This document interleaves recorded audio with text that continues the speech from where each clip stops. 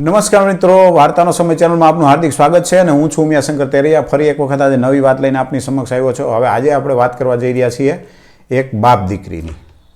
આ દુનિયાની અંદર છે ને અમુક પ્રેમ એવા છે કે એની તુલના થઈ શકે એમ નથી. અમુક પ્રેમ એવા છે કે એની તુલના ન થઈ શકે. મા દીકરાનો પ્રેમ એવો છે. મા છે એ દીકરીને પ્રેમ કરતી જ હોય છે, એવું ના નથી, પણ જે મા દીકરાનો પ્રેમ છે ને એની કોઈ તુલના ન થઈ શકે. એમ બાપ દીકરીનો પ્રેમ, બાપ છે એ દીકરાને પ્રેમ કરતો જોઈએ, દીકરાને પ્રેમ ન કરતો એવું નહીં, પણ બાપ દીકરીનો પ્રેમ છે ને, દીકરી એની માને પ્રેમ કરતી હોય, પણ બાપ દીકરીનો પ્રેમ છે ને એની આ દુનિયામાં તુલના નથી. અને બીજું એક સૌથી વધારે જો પ્રેમને કોઈ પહેલું સ્થાન આપવા માંગતું હોય ને તો એ મિત્રતા છે.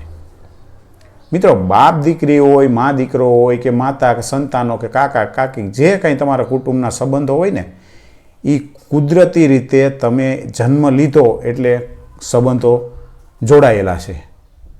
કુદરતી રીતે તમારા લોહીના સંબંધો છે. પણ મિત્રતા એક એવો સંબંધ છે કે ભલે એના લેણ દેણના કંઈક કર્મના સંબંધો હશે પણ લોહીનો સંબંધ નથી, છતાં પણ લોહીના સંબંધને ટક્કર મારે એવો સંબંધ છે. પવિત્રમાં પવિત્ર કોઈ સંબંધ હોય તો એ મિત્રતાનો, જેમાં પ્રેમ પણ હોય છે, વીરતા, લાગણી, બધું આમાં હોય છે. અને જ્યારે એવું કહેવાય ને કે સહોદર, એટલે કે આપણો પોતાનો સહોદર, માની પેટે જન્મેલો ભાઈ જ્યારે સાથે ન ઊભો રહ્યો હોય ને, ત્યારે સાથે ઊભો રહે એવો કોઈ વ્યક્તિ હોય ને તો મિત્ર. એટલે આવા ઘણા બધા. પણ આપણે વાત કરવા જઈ રહ્યા હતા બાપ દીકરીની. હવે એક દીકરી હતી ને, એ જ્યારે પણ એના હાથમાં કંઈક પણ પૈસા આવે ને, 2 રૂપિયા, 5 રૂપિયા, 10 રૂપિયાની નોટ આવે ને, એના મમ્મી પપ્પા આપે કે કોઈ મહેમાન આવ્યા હોય કે કોઈ બીજેથી ક્યાંયથી આપ્યા હોય, મળ્યા હોય, જે હોય ને એટલે એને આપે ને, એટલે એ છોકરી લઈ અને ઘરની અંદર રામાયણનું પુસ્તકમાં એ નોટ મૂકી આવે. એના મા બાપને ખબર એવું કંઈ છાનું નહીં, પણ રામાયણમાં મૂકી આવે. એટલે એક દિવસ હસી મજાકમાં એના પપ્પાએ પૂછ્યું એને કે બેટા, તું આ જે કંઈ નોટું છે એ રામાયણમાં અંદર શું કામે આમ સીધી કરવા માટે મૂકે છે કે હંતાડશો? કે ના ના પપ્પા, એવું નથી. કે મેં એક વખત સાંભળ્યું છે કે ચોરી કરવા આવે ને એટલે બધુંય તોડી નાખે. આપણો ગલ્લો હોય કે કબાટ હોય કે લોકર હોય કે જે કાંઈ ટક, સુટકેસ જે કાંઈ હોય બધુંય તોડીને વીખી નાખે. એટલે હું એમાં પૈસા નથી મૂકતી, મને બીક લાગે છે કે મારા પૈસા ચોરાઈ જાય તો. દીકરીએ એના પપ્પાને કીધું કે મને બીક લાગે છે, મારા પૈસા ચોરાઈ જાય છે તો એના પપ્પાએ કીધું કે તો તું આમાં રામાયણમાં મૂકશો તો એ ન ચોરાઈ જાય?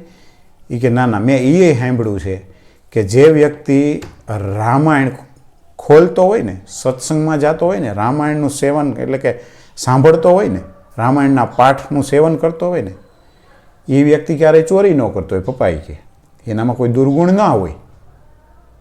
પેલા ભાઈને તો એમ થઈ ગયું કે આવડી નાની દીકરીને આવી બધી બુદ્ધિ ક્યાંથી આવી? એમ કે જે વ્યક્તિ રામાયણ ચોરી કરવા ગયો હોય ને રામાયણનું પુસ્તક અડતો, એ ચોરી ન કરે. એટલે કે આ રામાયણની અંદર પૈસા છે ને, ચોર કોઈ દી અડે નહીં. અને જે માણસ રામાયણ અડતો હોય ને એ કોઈ દી ચોરી ન કરે. એટલે મારા પૈસા છે ને અહીંયા સેફ છે. વિચારો કે આ સૃષ્ટિ ઉપરનું ભલે પૈસો જરૂરી છે પણ એ અહીંનો જ છે ઉપજાવેલો, વ્યવહાર માટે ખૂબ જરૂરી છે, નહીં એવું નહીં. પણ જો રામાયણની અંદર એક આ પૈસો રાખી દઈએ તોય સેફ થઈ જાય, તો રામાયણના વિચારોમાં કદાચ આપણે એમાં સહભાગી થઈ જઈએ અથવા તો એમાં પરોવાઈ જઈએ ને, તો હું માનું ત્યાં સુધી આ બધાય સાધુ સંતો કહે છે, કંઈ ખોટું નહીં કહેતા હોય, કે આપણો ઉદ્ધાર થઈ જાય. મિત્રો, ઉદ્ધાર થાવો ન થાવો એ તો પછીની વાત છે, પણ જિંદગી જીવતા તો આવડી જ જાય. એટલે કહેવાનો મતલબ કે ઘરની અંદર સારા પુસ્તકો હોય ને તો બાળકોમાં સારા વિચારોનું સિંચન થાય. બાકી તમે ઓલી વાત સાંભળી છે કે એક ડોહીમાં છે ને ચોરે ઊભા હતા અને ઠાકોરજીની આરતી થાય. એટલે ઠાકોરજીની આરતી થાય એટલે જેવી આરતી પૂરી થઈ એટલે પૂજારી ભગવાનને આરતી દીધી, પગે લાગ્યા, પ્રસાદ ધરાવેલો હતો અને ચરણામૃત બધું કરી અને પછી જે અહીંયા આરતીમાં ઊભા હતા એને બધાને ચરણામૃત દેવાની શરૂઆત કરી. તો એક માજી છેલ્લે ઊભા હતા પિલોરે, રામજી મંદિરના પિલોરે ટેકો દઈને. એટલે માજીને કીધું, લ્યો માજી ચરણામૃત. તો બેટા મારાથી નહીં ચવાય. તો એટલે પૂજારીને એમ થયું કે બોલો આ ચરણામૃત મારાથી નહીં ચવાય એવું કહે છે, એટલે એનો મતલબ એવો કે મંદિર કે ભગવાન વિશે આ માજીને કોઈ જ્ઞાન છે નહીં, ખાલી ઉંમર જ વધી છે ને વાળ જ ધોરા થયા છે. એટલે પૂજારી એવું કીધું કે તો માજી અહીંયા ચોરે શું કામ આવ્યા તમે? ચોરે એટલે રામ મંદિર, તો પછી ચોરે શું કામ ચડ્યા તમે? હે એટલે કે માજીએ શું જવાબ આપ્યો ખબર? આ તો ભેહું બાંધ્યું, ભેહું ભડકીને હું ચોરે ચડી ગઈ, બાકી ઠાકરને મારે કાંઈ નહીં. એટલે ક્યારેક એવું બને કે આપણે ઘણાને જોઈએ ને, આપણને અચરજ લાગી જાય કે આજે આ વ્યક્તિ અહીંયા, પણ એ આ કહેવત છે ને કે ભેહ ભડકીને ચોરે ચડી ગયા. એટલે અમુક વખત, ઘણી વખત એવું આપણે જોતા હોય કે હવે તો તમારી ઉંમર થઈ છે, ભગવાનના નામ લ્યો, ના તેન. પણ ભગવાનના નામ લેવાની ક્યારેય ઉંમર હોતી નથી. આવા સારા પુસ્તકો, સારા વિચારો બાળકોમાં સિંચન થાય ને તો એ આપોઆપ પોતે છે ને સત્કર્મ કરતો થાય. અને સત્કર્મ કરતો હોય ને, સારું કાર્ય કરતો હોય, કોઈને નડતરરૂપ ન હોય, સમાજમાં એક આદર્શ નાગરિક તરીકે જીવે ને, એટલે એ ધર્મથી પણ વિશેષ છે. આશા રાખું છું આજની વાત તમને ગમી હશે. પાછા ફરીવાર મળીએ ત્યાં સુધી એક વાત કહેતો જાઓ. વાત એવી કહેવી છે કે દરેક વિડીયામાં મને કહેવાની ટેવ નથી અને હમણાં કોઈ ચેનલ સબસ્ક્રાઈબ કરતું નથી.